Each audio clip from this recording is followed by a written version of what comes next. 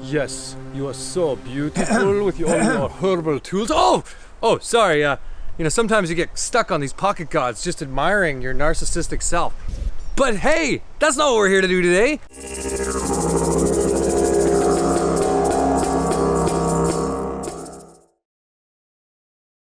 Hey there, Herb Nerd friends. Today, I wanted to share with you a little bit of the Herbalist's arsenal that we can use when it comes to working with plant medicine. So here we have good-sized scissors, small ones or larger ones, depending on what we're trying to cut. This is usually for smaller leaves, as well as we might use an alpha knife if we're cutting something really fine, or for bleeding opium poppies or something along that line. We never do. We also might have knives like this and this, where they've got these brushes on the back. These are great for brushing off dirt, especially when we're clearing stuff. I tend to have one of these. They're called mushrooming knives because we use them to brush the dirt off. I tend to have one in my car at all times.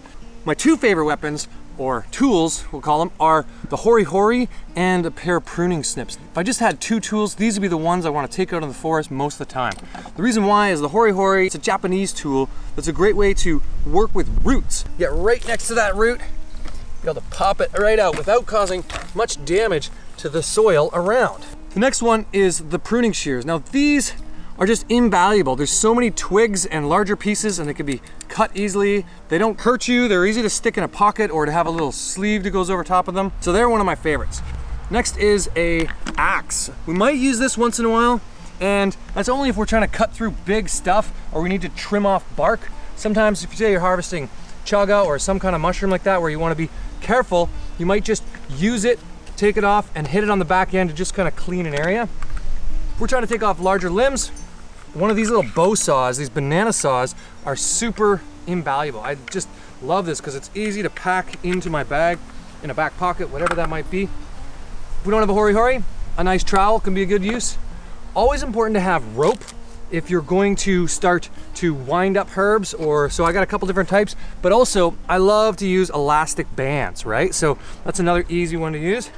Depending on if you're digging, you might use gloves. I often don't, but it's nice to have a pair with you just in case you get deep in there and or you're working with thistly or prickly type plants.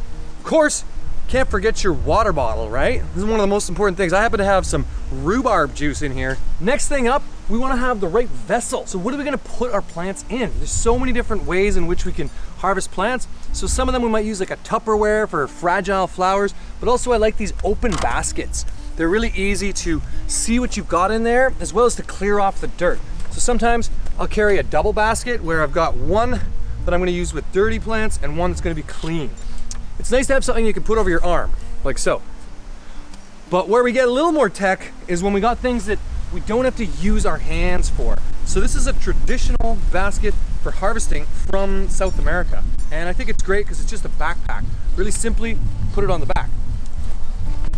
I also really like to have my side bag, and I got this from a garden show. Really simply an easy way to kind of have your herbs on the side so you can use both hands, start putting them in. This one has clips so I can empty it right into a bucket. Often I bring bristle brushes I call them, Brussels sproutishes, just to clean roots. There's plenty of custom harvesting bags that people are making these days. This one is my partner's, but it's awesome. It's just the way it is open here, nice spot for your tools.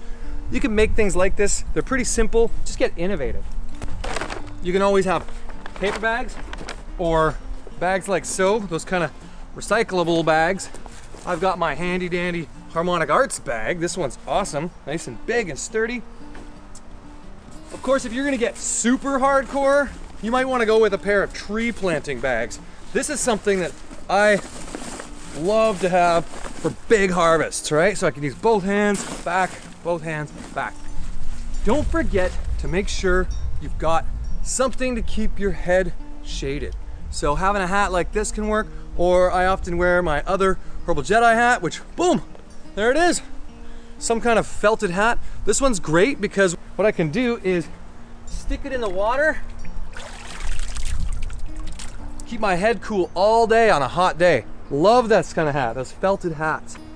Anyway, these are just a few of the tools that I like to work with, but I just wanted to share with you because I think having the right tool for the right job is invaluable. And as you start to get into playing with herbal medicine, it's important to make sure that you've got the right tools so you're not hurting the plants and you're able to do it sustainably with as low impact as possible. Thanks for joining me in another herbal video. I hope you got some insight into working with the right tools for the right job. This is an important feature to a good herbalist and herbal medicine crafting. All right, see you soon, friends.